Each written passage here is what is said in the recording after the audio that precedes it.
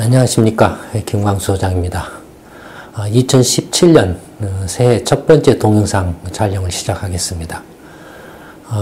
새해 첫 번째 동영상 주제는 경제전망 세미나에 관한 후기입니다.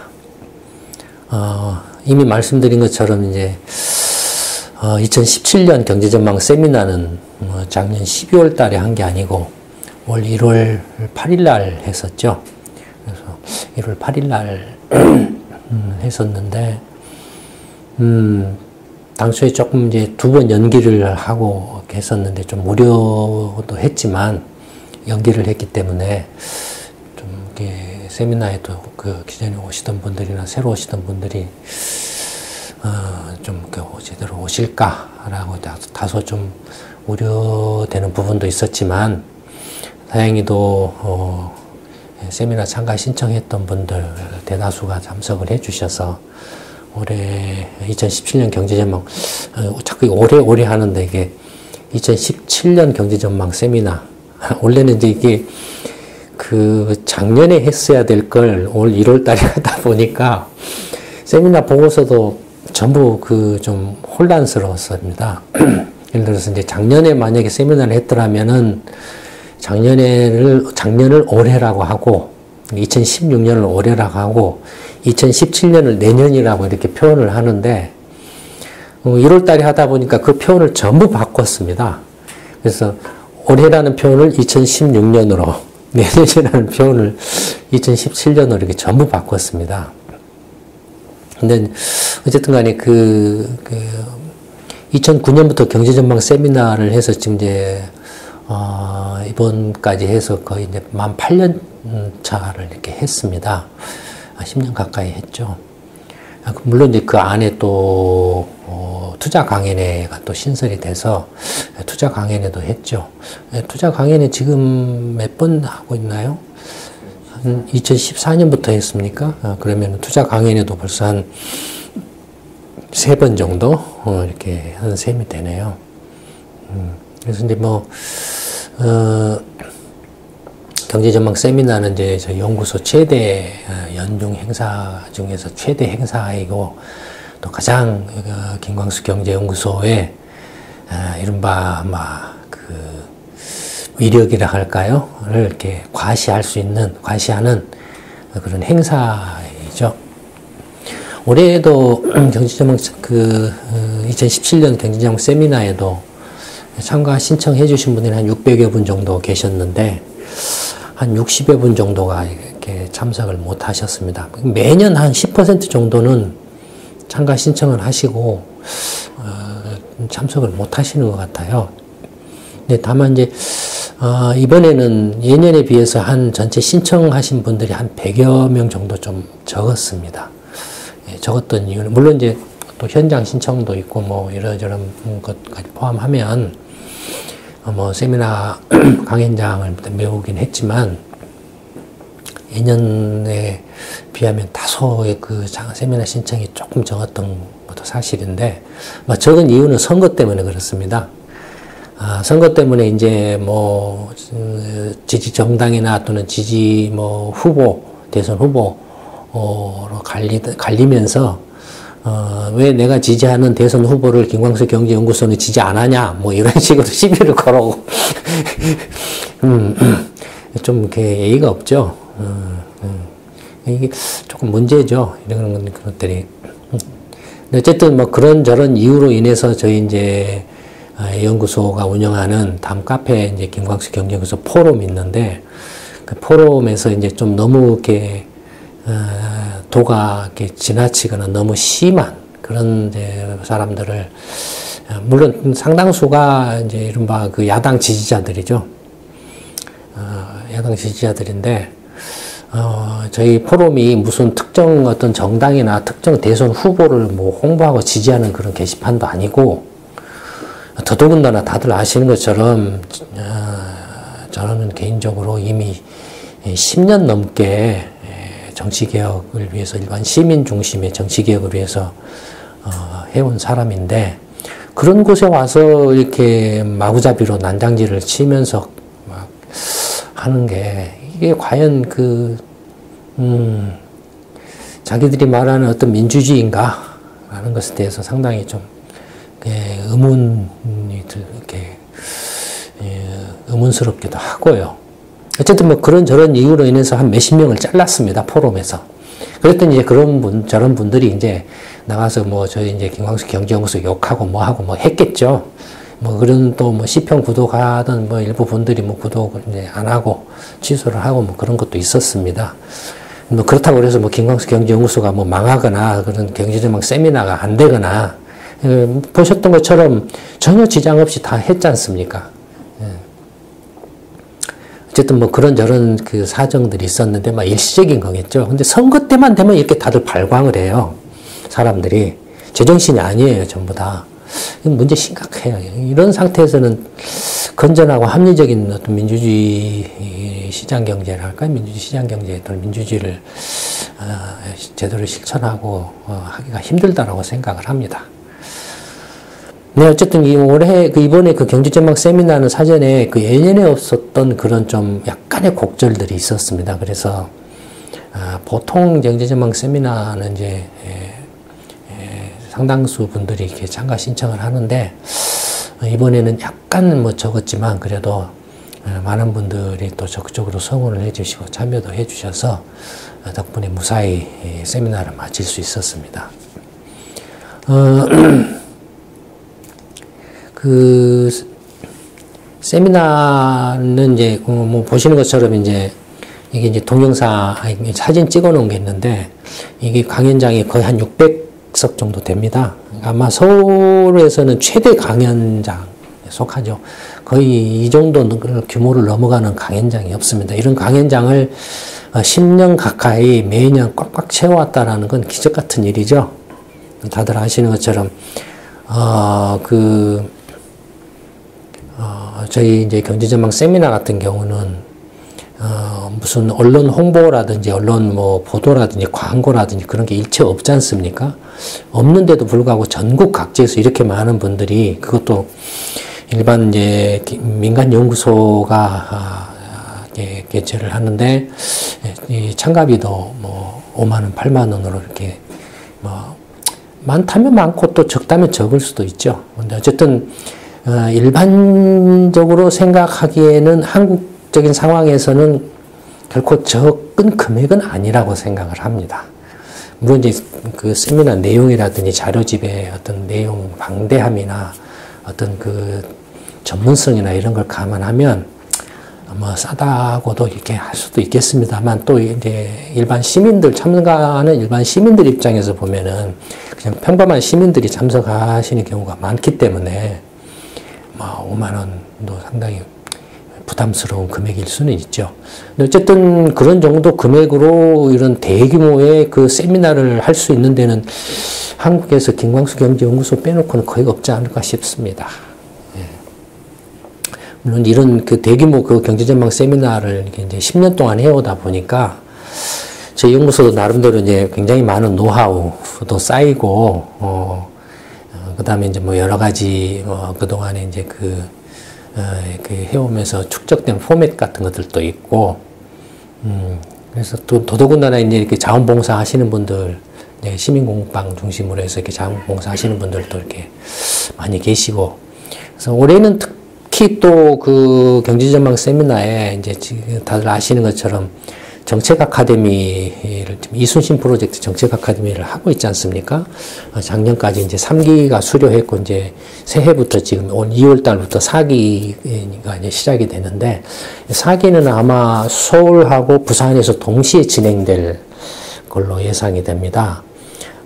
서울에서 아마 일요일 날 하면 부산은 토요일 날 하는 뭐 이런 형태가 될 겁니다. 부산에서는 이제 제가 직접 부산으로 내려가고 서울에서 제가 서울로 가고 뭐 이런 형태가 되겠죠. 근데 뭐 이제 그 정책 아카데미에 참여했던 분들이 이제 정책 훈련을 받으셨기 때문에 경제전망 세미나에 이제 반드시 참석하시라고 하셔서 대다수가 참석을 하셨습니다. 개인적인 사정이 있어서 부득이 참석하지 못하신 분도 계셨지만, 참석하신 분들이 이제 아마 그 정책 아카데미를 이렇게 참여하기 전에 경제전망 세미나를 참여하신 분하고, 그 다음에 이제 정책 아카데미를 참여하고 난 후에 이번에 참 또 경제전망 세미나를 참여하셨을 때 느낌이 완전히 달랐을 겁니다. 완전히 달랐을 거예요. 실제로 굉장히 달랐다라고 말씀하신 분들도 많이 계셨고요. 예. 그래서, 뒤풀이 장소에 이제 이렇게 회식을 하고 계시는데, 상당수가 이제 정책 아카데미에 참여하시고 자원봉사 하신 분들 중심으로 해서 이제 이렇게 뒤풀이도 하고, 사진도 이제 그 자원봉사 하신 분들하고 정책 아카데미에 참여하신 분들을 중심으로 해서 이렇게 좀 찍어 갔습니다. 이렇게. 세미나 끝나고 이제 기념 촬영을 이렇게 한 건데요.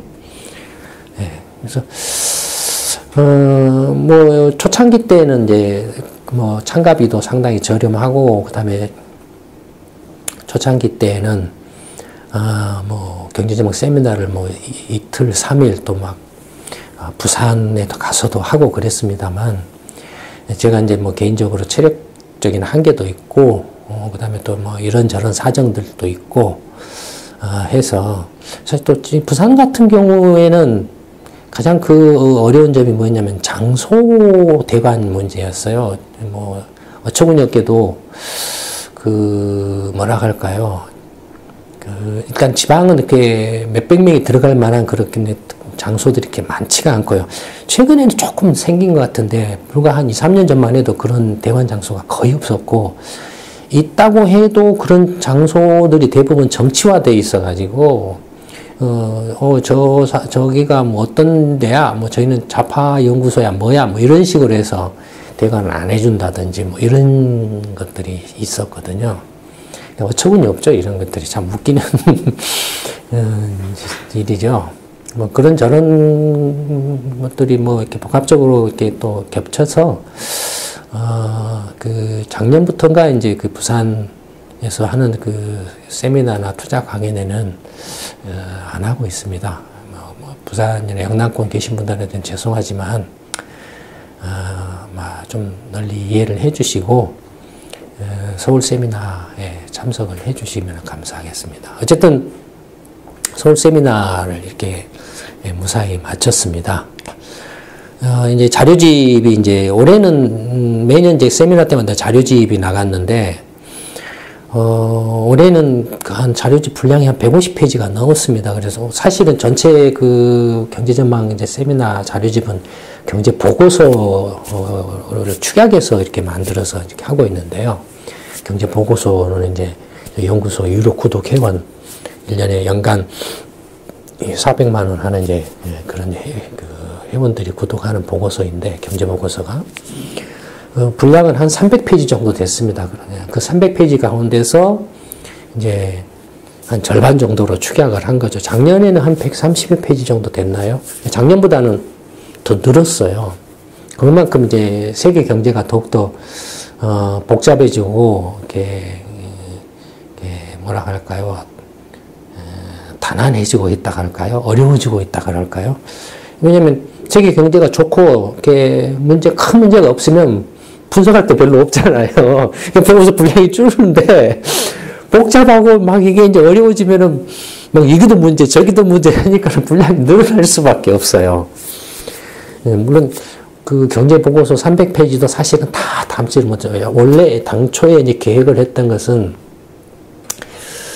신흥경제국도 넣으려고 그랬습니다. 브라질이라든지, 러시아라든지, 뭐, 인디아라든지, 경우 가능하면 아세안 국가라든지 이런 신흥 경제국도 좀 넣으려고 했는데, 일단은 뭐 시간적으로 이렇게 한계가 있었고, 분량도 벌써 막 말씀드린 것처럼 그거 빼고도 300페이지에 달했고, 그 다음에 그 세미나 자체가 2번이나 연기됐기 때문에, 그런데다가 또 이제 그 경제전망 세미나 때는 항상이라기보다는 한 3년 전부터인가 이제 그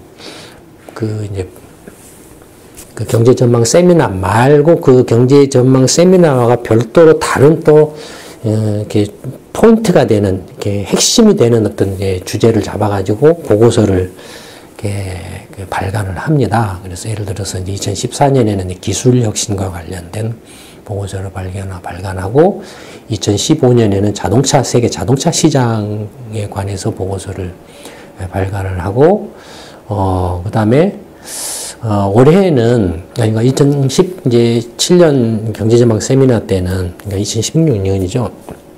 그때는 주요 산업 분석을 이제 해서 왜냐하면 경제전망 세미나는 아무래도 이제 경제 정책 중이라든지 어떤 시스템을 중심으로 제도나 정책을 중심으로 해서 이제 전망을 하기 때문에 좀 그 미시적인 부분들이 조금 이제 부족하거든요. 물론 그런 걸 보완하려고 노력을 합니다만 아무래도 이제 그런 부분들이 좀 부족하거든요. 그래서 그런 미시적인 부분들을 이렇게 좀 보완하기 위해서 이제 그런 것들을 주로 하는데 그래서 이번에는 이제 주요 산업 분석, 뭐 뒤에도 잠깐 이제 소개 말씀드리겠습니다만은 그 이제 주요 산업별로 이제 글로벌 기업 동향 분석을 이렇게 할 계획을 세웠습니다. 그래서 이렇게 작업을 이렇게 해왔는데 이건 역시 이제 그 세미나 자체가 연기되다 보니까 이 작업도 밀려가지고 뒤로 밀려가지고 지금 이제 현재는 이제 그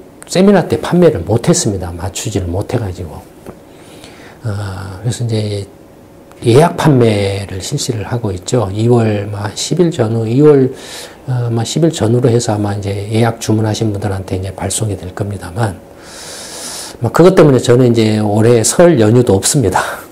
설 연휴도 없고, 왜냐면 보고서 작업이 만만치가 않거든요. 여러분들이 보시기에는 이렇게, 보시는 것도 좀 이렇게, 뭐랄까, 힘들다 할까, 뭐랄까, 좀 익숙지 않으면 어렵게 느껴지기도 하거든요. 근데 어느 정도 조금 이제 경제적인 식견이나 어떤 지식이 있으신 분들은 저희 보고서 보면 다 이렇게 놀라죠. 그 방대한 데이터 자료 분석하고 어디서 구하기 힘든 그런 거고 그다음에 분석하는 방법론이라든지 또 문제를 찝어내는 통찰력이라든지 이런 것들을 어느 누구도 저희 연구소 이렇게 따라올 수가 없습니다. 거의 감히 타의 추종을 불허할 정도의 그런 것들인데, 그러니까 뭐랄까요, 그러니까 그 기업 산업 분석 같은 경우도 그냥 그 도식적으로 이렇게 맞으면 그만 안 맞아도 그만 하는 그런 식의 걸 하질 않습니다. 저희들은 기본적으로 가능한 한 확실한 그 데이터를 기반으로 해서 이제 분석을 하기 때문에 그다음에 분석 방법도 치열하게 고민도 하고 해서 하기 때문에 그다음에 전체적으로 그런 미시 분석, 기업 분석이니까 미시 분석이지만은 그 미시 분석을 통해서 전체를 볼 수 있도록 만들어주는 그런 노하우가 있거든요. 그러니까 경제전망 세미나는 거시 정책이라든지 어떤 시스템이라든지 제도를 중심으로 해서 경제를 위해서 이렇게 한번 쭉 내려다보게 해주고 이런 이제 그 주요 산업별로 이렇게 글로벌 기업 동향 분석은 정말로 그 현장에 있는 이제 기업들, 미시적인 어떤 기업들의 그 상황을 쭉 분석해서 위로 이렇게 전체를 볼 수 있게 해주고, 이런 구도죠. 이런 구도죠.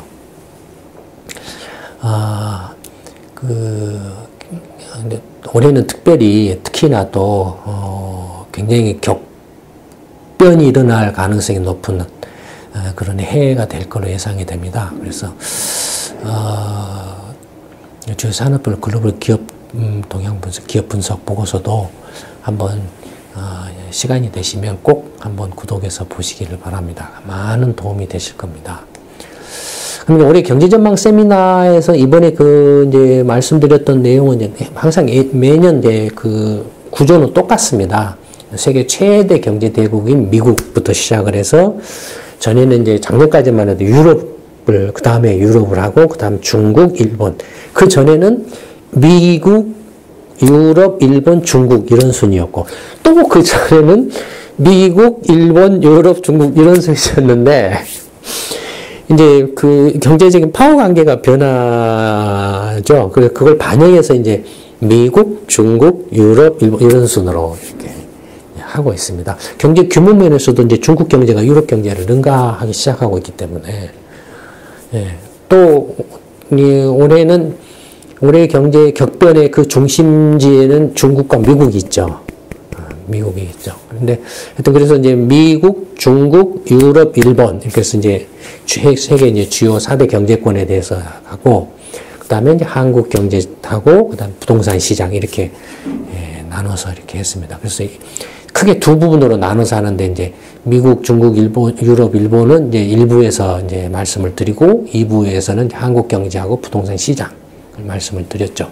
그래서 이 미국 경제 같은 경우는 이제 당연히 이제 트럼프 정부의 이제 경제 정책이 어떻게 될 것이고 그게 실제로 어떻게 될 것이 어떤 영향을 미칠 것이고 그렇게 했을 경우에 효과는 어떨 것인가에 대한 이제 분석에 집중을 한 거죠.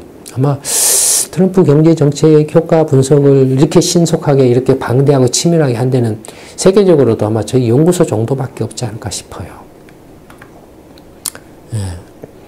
믿거나 말거나 있지만 이 경제전망 세미나가 이제 끝나고 자료집이 이렇게 쭉 배포되고 나니까 뭐 국내 언론들은 말할 것도 없고 외신이나 그 외국의 뭐 그 전문기관이나 뭐 심지어는 FRP까지도 우리 경제전망 세미나에서 이렇게 보고서나 자료집에서 말씀드렸던 내용의 그런 톤 또는 그런 기조의 이야기들을 하고 있는 모습들을 이렇게 보이고 있죠. 그러니까 얼마만큼 저희 연구소에 그 보이지 않는 영향이 크다는 걸 아실 수 있죠. 실제로 한번 외신이나 이런 외국의 전문기관들의 그런 그 보도라든지 어떤 보고서라든지 이런 내용들 한번 보시면, 저희 연구소가 하는 그런 그 분석하고 어떤가 비교를 하실 수 있을 겁니다. 거의 비슷한 톤으로 가고 있어요. 그다음에 이제 뭐 중국은 당연히 이제 뭐 중국 내부 자체에 이제 정치 투쟁이 있고 그 못지않게 이제 트럼프의 대중 이제 무역 불균형 압박이 가장 큰 이제 핵심 이슈고 이 중국이 이제 미국하고 이렇게 무역 면에서 문제가 생기면 당연히 중국한테 팔아먹는 한국이나 대만이나 일본 이 불똥이 튈 수밖에 없죠. 일본은 또 당장 또 직접적으로 미국하고의 또 통상 교역의 문제가 있기도 하고요. 그다음에 유럽은 이제 중앙은행의 무력화, 일본은 아베노믹스 무력화를 이제 이슈를 했습니다만 세미나에서는 이제 뭐 시간 관계상 미국에 집중을 했고 유럽과 일본은 거의 건너뛰었습니다. 자료집을 좀 보시면은 뭐 어느 정도 이렇게 충분히 이해하실 수 있을 거라고 생각을 합니다. 한국의 경우에는 이제 기본적으로 저성장 기조로 진입했다. 예, 이건 예전부터 계속 저희 연구소가 강조해온 사실들이죠. 실제로 그렇게 돼가고 있죠, 지금. 이제 머지않아서 곧 제로 성장에서 이제 마이너스 성장으로 갈 가능성이 높다.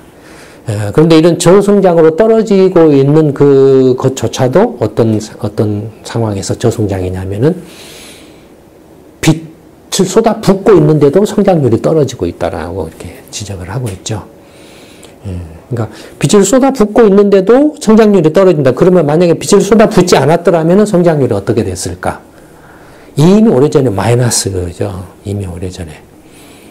그러니까 빛으로 지금 떠받쳤는데 그것마저도 겨우 지금 저성장으로 떨어지고 있는 그런 상황이라는 겁니다.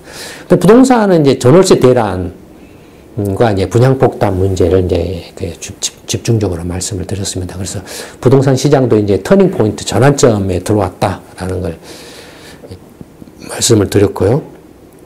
네.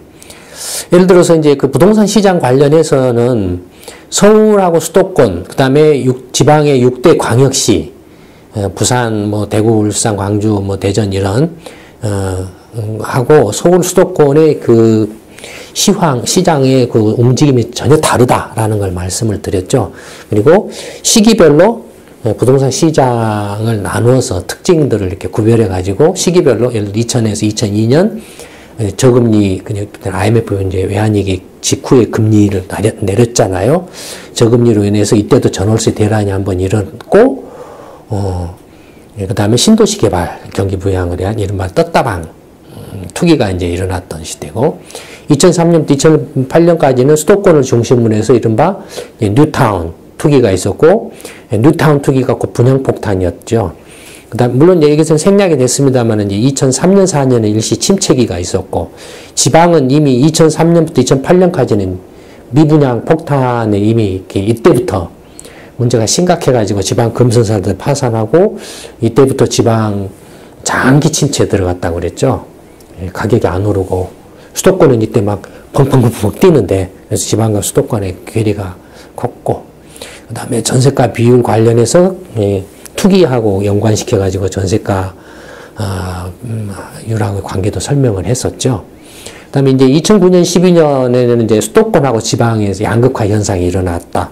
수도권은 대세 하락이 일어나고 그래서 이제 중대형의 뉴타운 때 발생했던 투기 거품 중대형이 꺼지면서 하우스푸어 문제가 생기고 그러면서 이제 전월세난이 가중이 되고 이때 또 그 글로벌 금융위기 경제위기가 발생해서 금리가 또 떨어졌죠.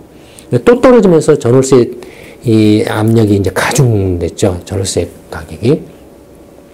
지방은 반대로 이때 이제 장기 침체를 하던 것이 이때 이른바 금리가 떨어지면서 전월세 가격이 올라가니까 거기에 밀려가지고 이제 매매가도 올라가고 그 다음에 지방판 뉴타운 사업이 이제 부산을 중심으로 해서 부산 대전을 중심으로 해서 본격화되고 그래서 거기에 부산저축은행이 물려서 파산하고 이런 구조를 설명을 해드렸었죠. 이 다음에 이제 2013년 15년부터는 서울하고 수도권을 중심으로 해서 이제 전월세 대란이 일어났고 전월세 대란을 악용해서 빚내서 집사라는 이제 그런 황당한 정책을 또 했고 또 이렇게 이제 전월세 대란으로 이제 전세가가 매매가에 근접해 가니까 어떻게 됩니까? 분양폭탄이 또 일어난 거죠. 분양폭탄이. 근데 이때 분양폭탄하고 뉴타운 때 분양폭탄은 약간 성격이 다르다라고 한번 설명을 해드렸었죠. 그래서 앞으로 가격 움직임이 어떤 영향, 어떻게 반영 나타날 것인가 그런 똑같은 분양폭탄이라도 그 2005년에서 7년에 일어났던 뉴타운 분양폭탄하고 2014년 전월세 대란을 계기로 해서 일어난 분양폭탄이 근본적으로 좀 뭔가 그 구조가 다르다라고 했는데 그 다른 것이 실제로 이제 가격에 어떻게 영향을 미칠 것인가. 뉴타운 분양폭탄은 수도권에서 어땠으면 대세 하락. 사실 지금도 수도권 대세 하락이에요. 중대형은 지금도 안 올랐어요. 깨졌어요. 그러니까 과거 이렇게 고점 대비 거의 뭐 절반 정도 여전히 그 정도예요. 전월세 대란은 소형이라 그랬죠. 소형 중심으로 이렇게 그다음에 이 전월세 대란을 악용한 게 한국판 서프라임 론인 갭 투기가 있었다 그랬죠. 이게 중간에 살짝 꼈는데 그렇게 강력하지는 않은. 어쨌든 이제 이렇게 전월세 대란으로서 갭 투기하고 분양폭탄이 일어나니까 이제 물량 압박도 일어나고 이제 투기 거품도 이제 막 이렇게 꼭지점을 넘어가지고 간 데는 꺼지기 시작하고 그 다음에 이제 뭐 또 경제적으로 이제 침체된 지역에 경제적인 타격을 받아가지고 꺼지고 그 다음에 이제 다른 데가 뜨니까 이제 이런 갭투기나 이런 거 투기가 들어와가지고 또 우리도 좀 한번 올라가야 되는 거 아니야? 뭐 이런 식으로 해서 살짝 올랐다가 꺾이고, 뒤늦게 뒷배를 타가지고 이렇게 지금도 뜨고 있는 데가 있고, 그러니까 지금 이제 그 전환기적인 양상인가, 지금. 혼합, 막 이런저런 것들이 막 짬뽕돼 있어요. 궁극적으로는 어떻게 될 것인가에 대해서도 말씀을 드렸죠. 근데 사실은 이제 2016년부터 이제 부동산 이른바 전월세 대란을 계기로 해서 발생한 투기 거품이 붕괴되기 시작하고 있다라고 이렇게 말씀을 드렸죠. 뭐 이렇게 관심 있으신 분들은 자료집이 이제 한 10부 정도밖에 안 남았어요. 거의 없어요. 거의 다 팔려버렸고. 어쨌든 뭐 없으면 어쩔 수 없고. 자료집을 보시면 훨씬 더 자세하게 이렇게 하실 수 있습니다. 예를 들어서 이제 건축 착공 면적, 연면적이니까, 이게 보시면 이제, 이게 파란색이 이제 주거용이거든요. 주거용인데 보시는 것처럼, 이 뉴타운 분양 때가 2006년, 요때거든요. 그 다음에 여기는 뭡니까? 떴다방 때거든요. 떴다방 때가 이 정도고, 뉴타운 때가 이 정도고, 그러니까 요때는 계속 수도권을 중심으로 해서 이게 건축이 이렇게 지속된 거죠. 지방은 이제, 지방도 계속 건축을 했다가 물려가지고 이제 완전히 공급광에 빠져가지고 헤매던 때고, 지방은. 전체적으로 이렇게 고점 행진이 계속되다가 툭 꺼졌다가 다시 이렇게 좀 지방을 중심으로 해서 이렇게 떴다가 2015년, 16년에 벅 뛰어버리죠. 이 수준은 뭡니까? 2001년, 2년에 그 떴다방 때하고 뉴타운 때를 압도하죠. 예. 신규 분양 누계 세대수로 보면은 2014, 15, 16 수도권 6대 광역시, 지방 광역도 이렇게 세 개로 나눠서 보면 전체적으로 보면은 수도권은 이렇게 거의 40만 호. 2014년부터 40만 호 신규 분양이 이루어진 거예요. 그다음에 6대 광역시 같은 경우는 한 15만 호 정도. 그다음에 광역도 같은 경우는 한 2만 호 이 정도. 전국적으로 한 90만 호 정도가 신규 분양이 이루어진 거죠. 그러니까 신규 분양이니까 신규 공급된 거죠, 사실은. 재건축 같으면은 재건축 조합원들을 제외하고 난 이제 추가 분양이 신규 분양으로 간주되니까 실질적으로 90만 호가 신규 공급된 거나 마찬가지죠. 이게 이제 지금 분양이 이제 실질적으로는 2015년부터 분양이 폭증을 했으니까 2015년부터 2015, 16, 17 올해부터 이제 입주하기 시작하는 거예요. 이제 올해부터 본격적으로. 그러면 이제 문제가 이제 드러날 거예요. 뭐 그런 걸 말씀드렸고, 아까도 말씀드렸던 것처럼 이제 그 매년 경제전망 2014년부터 경제전망 세미나 할 때 별도 보고서를 저희가 이제 발간을 해서 판매를 하는데, 이번에는 이제 주요 산업별 글로벌 기업 분석해가지고 이제 석유화학 산업이라든지 이제 제약 산업, 일부는 이제 경제 시평이나 글로벌 경제 이슈에서 잠깐 이렇게 좀 이렇게 소개해드린 것도 있습니다. 건설 장비라든지 이제 철강이라든지 자동차라든지 이제 반도체 디스플레이라든지 스마트폰, 그다음에 IT 소프트웨어라든지 뭐 이런 거 쭉 해서 이제 그 분석을 해서 나가는데, 지금 이제 경제 보고서 작업이 계속되고 있습니다.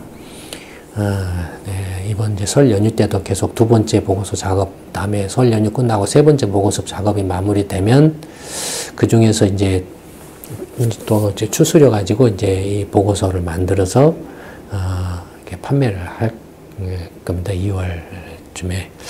그때 많이 한번 관심을 가지시고 참고해 보시기 바랍니다. 많은 도움이 되실 겁니다. 그러면 2017년 첫 번째 동영상 경제전망 세미나 후기는 이걸로 마치도록 하겠습니다. 감사합니다.